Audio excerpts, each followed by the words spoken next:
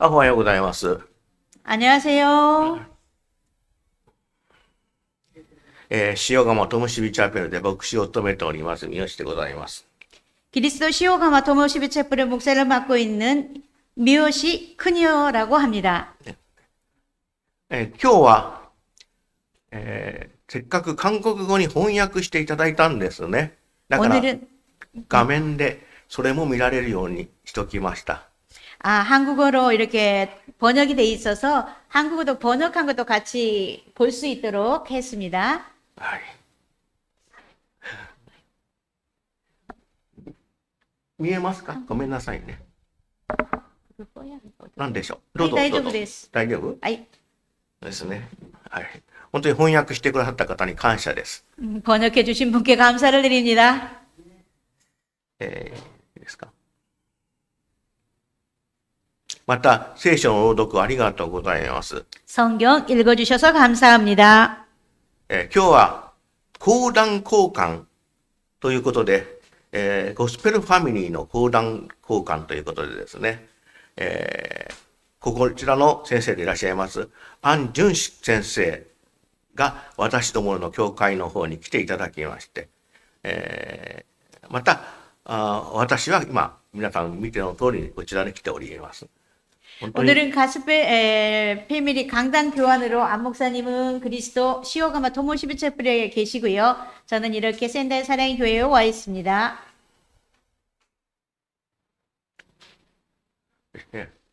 安先生や奥様、そして仙台愛の教会の皆様には、ゴスペルファミリーやケズイック大会をはじめ、いろいろな機会にお世話になっております。本当にありがとうございます。 목사님과 사모님 그리고仙台 사랑의 교회 여러분께는 고스펠 패밀리 캐지대를 비롯해서 다양한 기회의 신세를 지고 있습니다. 감사를 드립니다. これ、初めての試みでしたけど、なんか便利ですね。 저 처음으로 이렇게 해봤는데 참 편리하네요.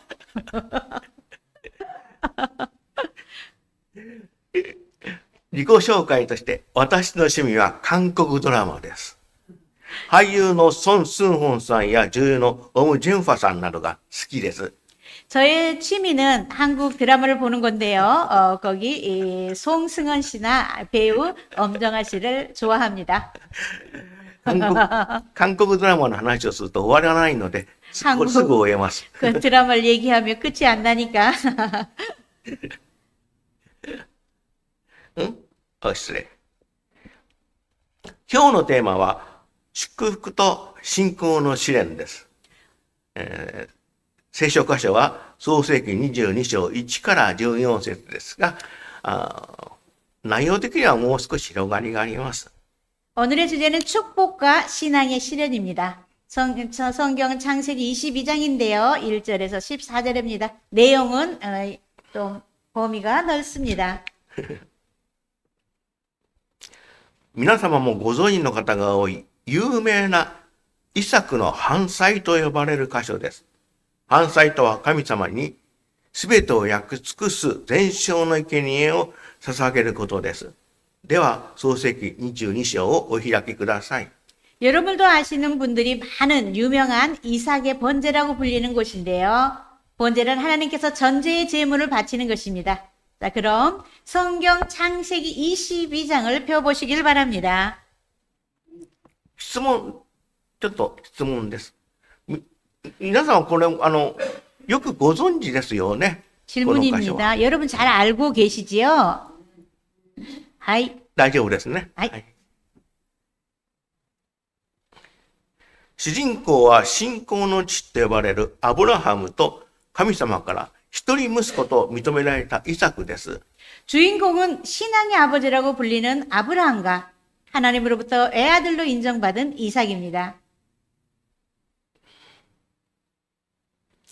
15章の6節、創世記の15章の6節で、アブラハムは主を信じた。主はそれを彼の義と認められた。と、信仰により神様から見て、アブラハムは正しい人だと認められました。それほどの人です。 창세기 15장 6절에서 아브라함은 주님을 믿었다. 주님은 그것을 그의 의로움으로 인정하셨다고 하셨는데요. 믿음으로 하나님께서 보시기에 알맞은 사람이라고 인정받았습니다. 그런 사람이었습니다.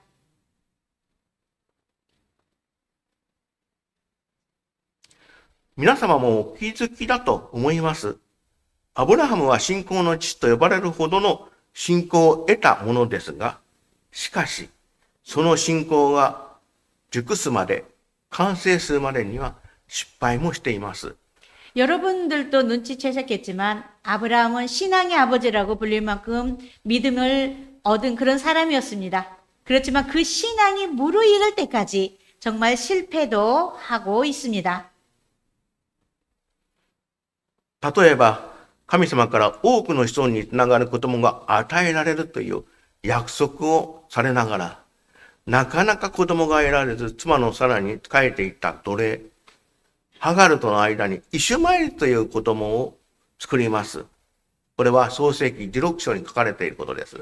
예를 들면 하나님으로부터 많은 자손을 주시겠다고 하신 하나님 그런 약속을 받았으면서도 좀처럼 자녀가 주어지지 않자 아내 사라에게 쓰임받던 노예 하갈과 사이에 이스마엘이라는 자녀를 만들었습니다. 창세기 16장에 쓰여져 있습니다. このイシュマエルはアブラハムとサラの神様への不信仰から生まれた子供でした。 이스마엘은 아브라함과 사라가 하나님에 대한 불신에서 태어난 아들이었습니다. 神様のご計画としては、星の数ほど諸国民の父となるアブラハムを祝福し、アブラハムとサラとの間にイサクというお子さんが生まれる計画でした。 하나님의 계획은 별의 수만큼도 여러 국민의 아버지가 될 수 있도록 아브라함을 축복하였으며 아브라함과 사라 사이에 태어나는 이삭이었습니다. だから神様から見て、最初に神様からの独り言を認められたのはイシュマエルではなくイサクでした。と私は申し上げたい。 그래서 처음에 하나님으로부터 애아들로 인정받은 것은 그 이스마엘이 아니라 이삭이라고 저는 말씀드린 것입니다. さらにアブラハムには不信仰の失敗があります。 그리고 또 아브라함에게는 불신앙의 실패가 있었습니다.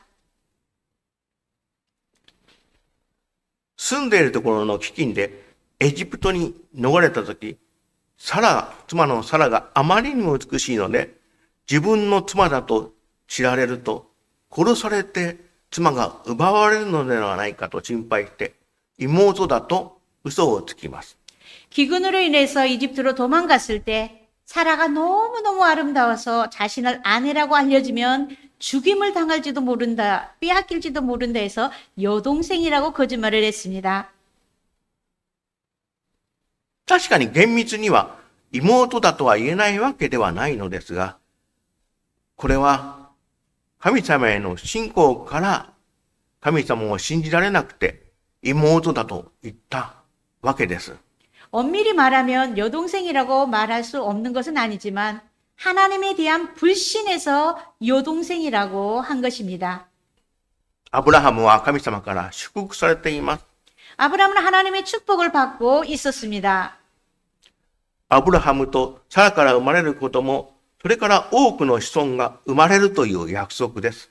아브라함과 사라에게서 태어난 아이, 그리고 많은 자손이 태어난다는 약속을 받았습니다. だからサラが他の人の子供を産んでは神様のご計画に逆らうわけです。 혹시 사라가 다른 사람에게서 아이를 낳게 된다면 이거는 하나님의 계획에서 거슬리는 것이지요. これはダメなわけです。 이거는 안 되는 것이었습니다. アブラハムが殺されてサラが奪われるということは神様から見てないわけですよね。これ書いてませんけどね。先生急にもう一回教えてください。はい。アブラハムが殺されてサラが奪われるということは神様のご計画にはないわけですからね。 아브라함이 죽음을 당하고 또 사라가 이렇게 사라가 빼앗김을 당하는 그거는 하나님의 말씀에 안 맞는 건데요. 同じ失敗を21章でも繰り返します。アブラハムが繰り返します。 같은 실수를 아브라함은 21장에서도 반복하고 있습니다. ゲラル地方という地方があるんですが、ゲラル地方の王様に妻のサラを妹として召し出すんですね。 게랄 지방이 있는데요. 게랄 지방에 있는 왕에게 아내 사라를 여동생을 하고 내놓은 것입니다. この時は神様から来年子供が与えられますと言われた後なんですね。 이때는 하나님께서 내년에 자녀가 주어진다는 약속하신 후의 일인 것입니다. だから妻のサラがゲラルの王様の子供を宿したら、神様の約束の子、イサクはどうなってしまうのでしょ 아내 사라가 게랄의 왕의 자녀를 잉태하면 하나님의 약속의 자녀 이삭은 어떻게 될까요? うねえ。これもアウトですね。 이것은 아웃입니다. つまりアブラハムはここでも信仰をやってしまいました。 여기에서도 아브라함은 불신앙을 하고 말았습니다.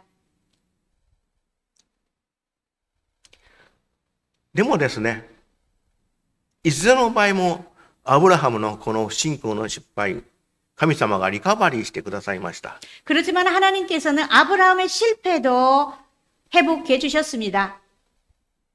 なぜですか？ 왜일까요? それはアブラハムが完全で善行を積んだからではありません。 이것은 아브라함이 온전하고 선행을 쌓았기 때문은 아닙니다. ひとえに神様をアブラハムが完全ではないにしろ神様のことを信じ、それにより神様の恵み、祝福がアブラハムに与えられ、そしてアブラハムはその神様の祝福の中に生きていたからです。 전적으로 하나님을 온전치 못하게 믿었고 그로 인해서 하나님의 은혜, 축복이 아브라함에게 주어졌으며 그 축복 속에서 살기 때문입니다. それはまるで私たちが主イエスを信じ、罪を許され、神の恵み、祝福の中で生きているのと同じですね。 이것은 우리가 예수님을 믿고 죄를 용서받고 하나님의 은혜 축복 속에 살고 있는 것과 같지요. 神は私たちの失敗を見て見放しません。これも同じです。 하나님 우리의 실패를 보고 내버려 두지 않습니다. 이것도 똑같네요. しかしこの信仰の失敗や神様の助けを経験して、アブラハムは信仰の全きものに成長します。 그렇지만 이 신앙의 실패나 하나님의 도움을 경험하면서 아브라함은 신앙을 정말 가진 자로 성장하게 됩니다. その信仰が完成されるときに、今日の一人子イサクを全焼の生贄として捧げなさいという神様の試練がアブラハムとイサクに与えられます。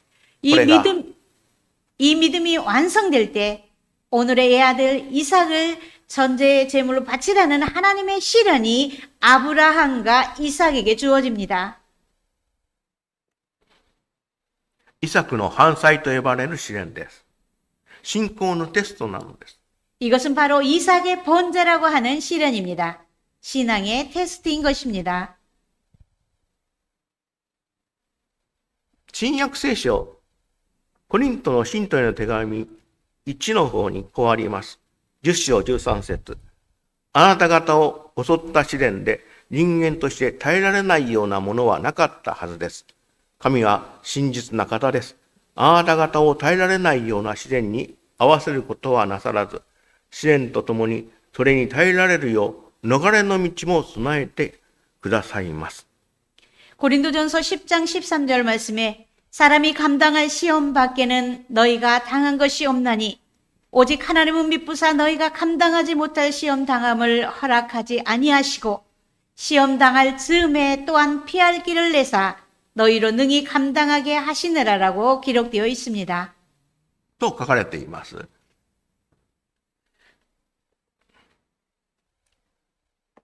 今日のイサクの反祭もまさにその証となります。 이삭의 본제도 바로 그 증거, 간증인 것입니다. どういうことでしょうか。それを見ていきましょ 무슨 말씀인지 그것을 한번 살펴보기를 원합니다. う。もう一回新約聖書を見ましょう。新約聖書。第一ペトロ5章10節。あらゆる恵みの源である神、すなわちキリストイエスを通して、あなた方を永遠の栄光に招いてくださった神ご自身がしばらくの間苦しんだあなた方を完全なものとし、強め、力づけ、揺らぐことがないようにしてくださいます。とも書かれています。 베드로전서 5장 10절 말씀에 모든 은혜의 하나님 곧 그리스도 안에서 너희를 부르사 자기의 영원한 영광에 들어가게 하시니가 잠깐 고난을 당한 너희를 친히 온전하게 하시며 굳건하게 하시며 강하게 하시며 털을 견고하게 하시리라 라고도 쓰여져 있습니다. 神様は苦しみや試練がやがて信仰を強め、完全なものとしてくださいます。 하나님은 고통과 시련, 곧 믿음을 강하게 해주시고 완전한 것으로 만들어 주십니다. アブラハムのイサクの反対もまさにこの証です。 아브라함의 이삭의 번제 제도도 바로 이 증거인 것입니다. 彼の信仰は成長から成熟へと向かっています。私たちはそこから自分たちの信仰がどのように完成していくのか、どのように成熟していくのかを学び取ることができます。 그의 신앙은 성장에서 성숙으로 향하고 있습니다. 우리는 거기서 우리의 신앙이 어떻게 완성되는지, 어떻게 성숙해 가는지를 배울 수 있습니다. それでは本文に入りましょ 그럼 본문으로 들어가 보겠습니다. う。これらのことの後で神はアブラハムを試された。神がアブラハムにと呼びかけ、彼がはいと答えると、神は命じられた。あなたの息子、あなたの愛する一人子イサクを連れてモリアの地に行きなさい。私が命じる山の一つに登り、彼を焼き尽くす捧げ物として捧げなさい。 그 일 후에 하나님이 아브라함을 시험하시려고 그를 부르시되 아브라함아 하시니 그가 이르시되 내가 여기 있나이다.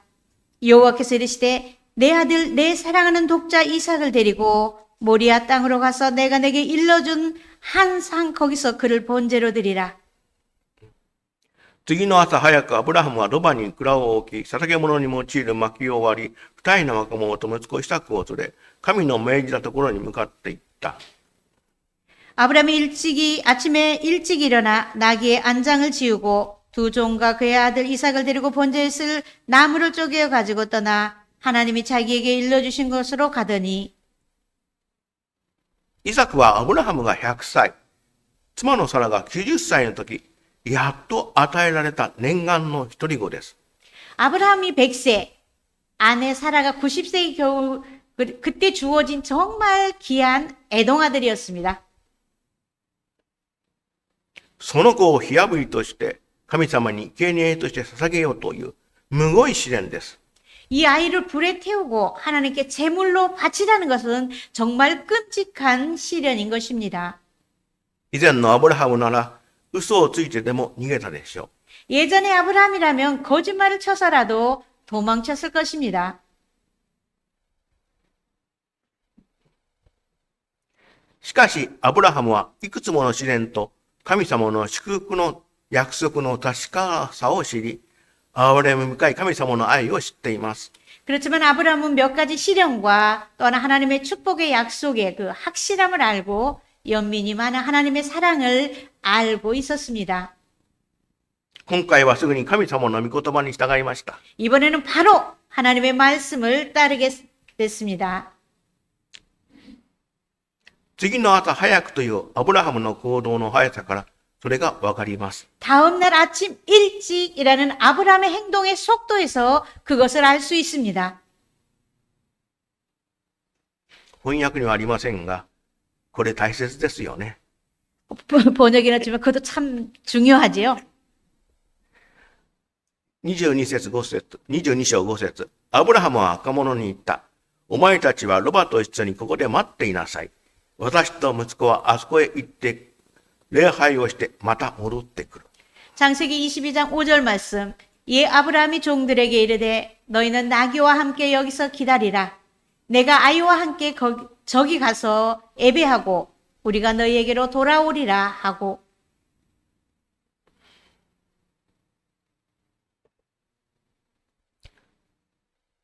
ここのヘブライ語聖書の原文では、アブラハムとイサクの二人が出かけて、また二人が戻ってくることがわかる。そのように書かれています。 여기 히브리어 원문 성경에서는 아브라함과 이삭 두 사람이 나가고 다시 두 사람이 돌아오는 것을 알 수 있도록 기록되어 있습니다. つまり、モリアの山からイサクも無事に帰ってくるとアブラハムは言っている意味になります。それは神様は祝福してくださっている。必ず何とかしてくださるという確信がアブラハムにあったからです。 즉 모리아의 산에서 이삭도 무사히 돌아온다고 아브라함은 말하고 있는 의미가 됩니다. 그것은 하나님은 축복해 주고 있다. 꼭 어떻게 해 주실 거라고는 확신이 들어 있었습니다. 新約聖書には、神は私たちを耐えられない試練に合わせず、必ず乗り越える道も備えてくださると教えられています。とある通りですね。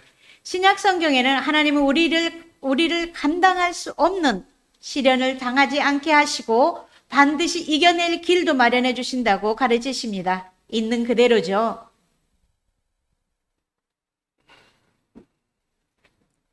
これも翻訳にありませんが、アブラハムはこの聖書の神は私たちを耐えられない試練に合わせず、必ず乗り越える道も備えてくださるということをもう知っていたんですね。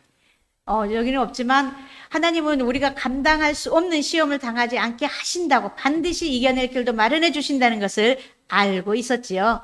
ありがとうございます。 감사합니다. 22節、22章6節。アブラハムは焼き尽くす捧げ物に用いる薪を取って、息子イサクに背負わせ、自分は火と刃物を手に持った。二人は一緒に歩いていった。イサクはアブラハムに、私のお父さんと呼びかけた。彼がここにいる私の子よと答えると、イサクは言った。火と薪はここにありますが、焼き尽くす捧げ物にする子羊はどこにいるのですか？ 아브라함이 이에 번제 나무를 가져다가 그의 아들 이삭에게 지우고 자기는 불과 칼을 손에 들고 두 사람이 동행하더니 이삭이 그 아버지 아브라함에게 말하여 이르되 내 아버지여 하니 그가 이르되 내 아들아 여기 있노라. 이삭이 이르되 불과 나무는 있거니와 アブラハムは答えた。私の子よ、焼き尽くす捧げ物の子羊はきっと神が備えてくださる。二人は一緒に歩いていった。 번제할 어린 양은 어디 있나이까? 아브라함이 이르되 내 아들아 번제할 어린 양은 하나님이 자기를 위하여 친히 준비하시니라 하고 두 사람이 함께 나아가서 ここにアブラハムだけでなく、イサクの信仰と従順が見えます。 여기에서 아브라함만이 아니라 이삭의 신앙과 순종도 볼 수 있습니다. イサクはすでに赤ん坊や小さな子供ではありません。 이삭은 아기나 정말 어린아이가 아니었습니다. 火と薪を背負える青年とわかります。 불과 장작을 짊어질 수 있는 청년이라는 것을 볼 수 있습니다. それはこれから起こる犯罪の様子を予見できるということです。 이것은 앞으로 일어날 번제의 모습을 예견할 수 있다는 것입니다. イサクはもしや自分が生贄になるのかと疑問に思ったことでしょ 이삭은 혹시 내가 제물이 될까 하고 의문을 품었을지도 모릅니다. う。しかし薪を背負ってモリアの山に向かいます。 하지만 장작을 지고 모리아 산으로 향합니다. モリアの山とは多くの先生が主イエスの十字架の場所、エルサレムのゴルゴタの丘だと言っています。 모리아에 사는 많은 선진들이 주 예수님의 십자가의 자리, 에루살렘의 골고다 언덕이라고 말하고 있습니다. この従人にイサクの父の父に従う苦難の姿は、主イエスが父なる神に従い、生贄になるための十字架を背負って、ゴルゴダの丘へ登る姿だと言えます。 이 순종적으로 이삭 아버지의 지시를 따르는 고난의 모습은 주 예수님이 아버지 하나님을 따라 제물이 되기 위해서 골고다 언덕을 오르는 모습입니다.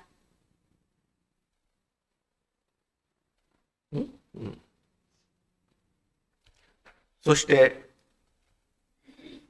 アブラハムは答えた。私の子よ、焼き尽くす捧げ物の子羊はきっと神が備えてくださる。二人は一緒に歩いていった。 아브라함이 이르되 내 아들아 번제와 어린 양 하나님 자기를 위하여 준비하시리라 하고 두 사람이 함께 나아가서 アブラハムの神様の約束を信じる証の言葉です。 아브라함은 하나님의 약속을 믿는다는 증표가 됩니다. 今まで神様は祝福を約束して一度も破ったことはない。いつも助けてくださる。 지금까지 하나님은 축복을 약속하셨으며 한 번도 어긴 적이 없는 항상 도와주셨습니다. 神様の愛を信じようというアブラハムの言葉です。 하나님의 사랑을 믿자라는 아브라함의 말인 것입니다.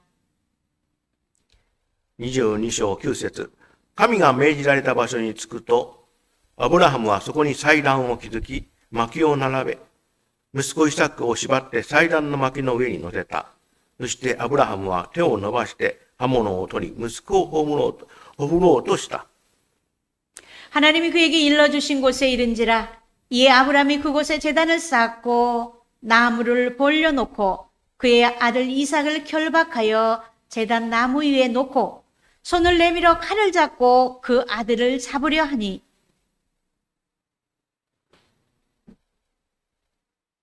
アブラハムもイサクも生贄の儀式を最後までやったと言えるほどのことをしました。 아브라함 또 이삭도 제물 의식을 끝까지 했다고 할 만한 일을 했던 것입니다.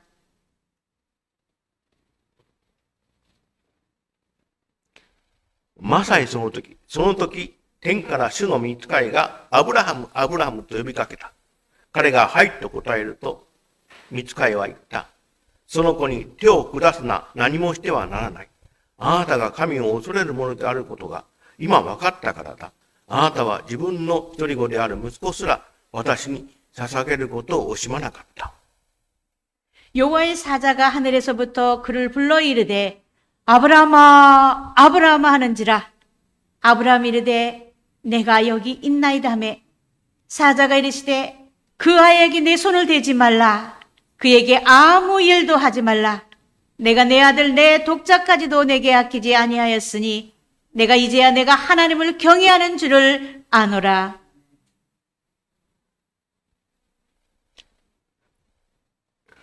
でも、彼ら自身がそれをやめたのではなく、神様が止めたのです。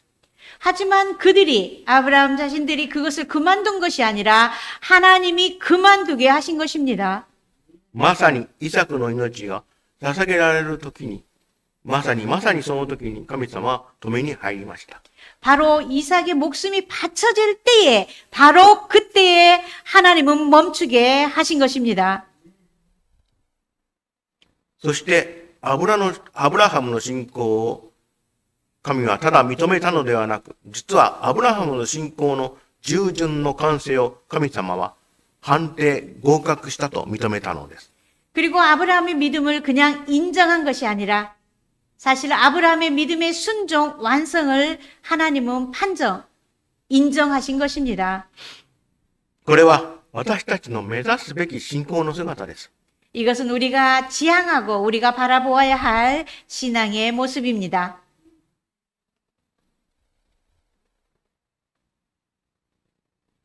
無理ですという心の声が聞こえてきます。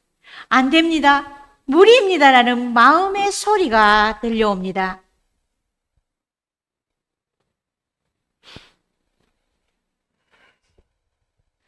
そんなことはできませんという私たちの心の声ですね。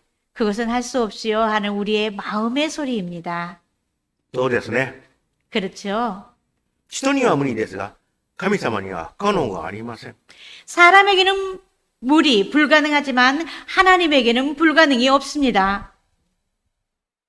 これはマルコのね、福音書の10章22節にある言葉ですけれども、 이것은 마가복음에 있는 말씀입니다.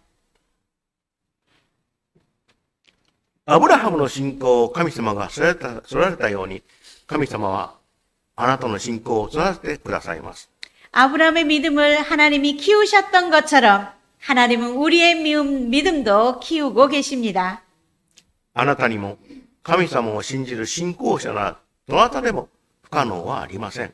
信じましょう。 우리에게는 믿음에 쌓인 우리에게는 정말 불가능은 없습니다. 그를 믿읍시다.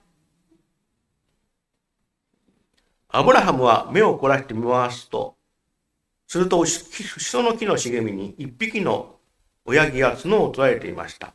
アブラハムは行ってその親木を捕まえ、息子の代わりに焼き尽くす捧げ物として捧げました。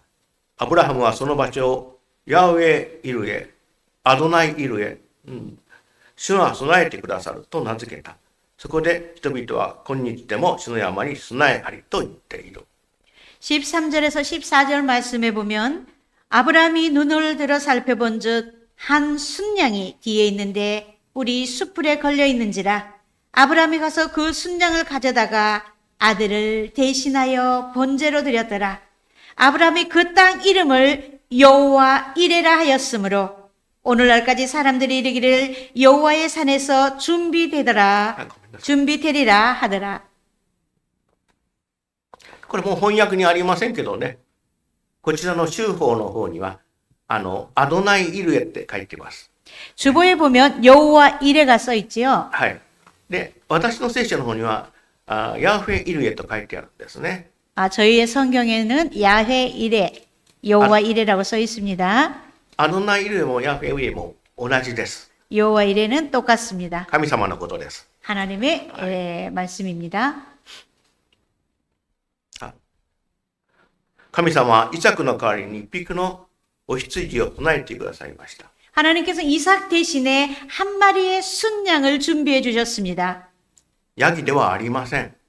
こんな場所にいるのが不自然な羊なのです。 염소는 아닙니다. 이런 장소에 있는 것이 정말 양이 있는 것은 부자연스러운 그런 건데요. 皆様はもう知っているでしょう。あるいは気づかれたでしょう。 여러분은 이미 알고 있을 것입니다. 아니면 눈치채셨겠지요. モリアの山、ゴルゴタの丘で将来、主イエスがこのお羊のように私たちの罪をあがなうために生贄となってくださいました。 모리아의 산, 골고다 연대에서 장차 주 예수님께서 이 순양처럼 우리의 죄를 속죄하기 위해서 제물이 되어 십자가를 지셨습니다. 主イエスは父なる神様が備えた贖いの生贄です。 예수님은 하나님이 준비하신 속죄의 제물이십니다. 主が備えてくださる主の山に備えありは、イサクの犯罪の時だけではありません。 주님께서 마련해 주시는 주님의 산의 준비가 있음은 이삭의 번제 때만이 아닙니다. 主イエスの十字架の時もそうですが、現在も生き続ける神様の祝と恵みなのです。 주 예수님이 십자가에 지실 때도 그랬지만 현재도 계속 살아계시는 하나님의 축복과 은혜인 것입니다. 主の山に備えありは過去形で書かれていません。 주님의 산의 준비가 있음은 과거형으로 기록되어 있지 않습니다. 日本語でもそうですよね。主の山に備えあったと書かれてないですね。はい、これ翻訳にないです。ごめんなさい。 주님의 산에 준비됐다라고 과거형으로 쓰여 있지 않습니다. 未来も実行されるというヘブライ語で聖書に書かれています。 미래에도 시행된다는 히브리어로 성경에 기록되어 있습니다. なんという素晴らしさでしょう。 정말 멋있고 훌륭하지요. アブラハムからするその約束は現在も守られ、私たちも祝福されているのです。 현재도 아브라함으로부터 이어받은 주님의 약속은 지켜지고 있으며 또한 축복받고 있습니다. 人生には嫌なほど困難や試練があります。しかし、主は助けてくださいます。 인생에는 정말 싫을 정도로 어려움과 시련이 있습니다. 하지만 주님은 도와주십니다. それは私たちが思っているような方法ではないかもしれません。 그렇지만 우리가 생각하는 방식이 아닐 수도 있습니다. しかし信仰があれば、その信仰を鍛える試練が与えられ、そして私たちの信仰は完成に近づくのです。 그렇지만 믿음이 있으면 이 믿음을 단련하는 시련이 주어지고 그리고 우리의 믿음은 안성에 가까워지게 됩니다. これも翻訳にないんですが、ごめんなさい。私も人生の中で電気、ガス、水道全部止まった時がありました。 저도 인생 가운데 전기세, 전기, 물 이게 다 끊어질 때가 있었습니다. しかし神様を信じて、おかげさまでこうして今も牧師として生きております。 그렇지만 하나님의 은혜로 하나님의 도우심으로 말미암아 지금 이렇게 목사로서 사역을 하고 있습니다. 以前より信仰も少しは成長したと思います。 전에보다는 신앙도 조금은 성숙했다고 생각합니다. ちょっと。 조금. さあ、今日のテーマは祝福と信仰の試練ですが、この神様の祝福の中で私たちが生きているということを心に刻みましょ 오늘의 주제 축복과 신앙의 시련이었습니다. 하나님께서 우리를 지켜주시고 축복해 주심을 마음에 명심합시다. う。じゃあお祈りいたします。 기도드리겠습니다. 天にいらっしゃいます父なる神様、 하나님 아버지, 今日もこうして私たちは生かされて、あなたの祝福の中で信仰生活を守っていられます。 우리는 하나님의 은혜 가운데에 오늘도 하나님의 축복 가운데에 이렇게 하나님 앞에 예배를 드리고 있습니다. この仙台仙台愛の教会の上にさらなる祝福と豊かな恵みが与えられ、御言葉がこの教会から塩釜、そして仙台へと広がっていくことを確信しております。 샌다인 사랑의 교회가 하나님의 은혜와 하나님의 축복 속에서 이 시오가마 지역에 점점 복음을 전하는 교회가 되기를 간절히 소망합니다. さらにお願いいたします。 하나님께 기도합니다.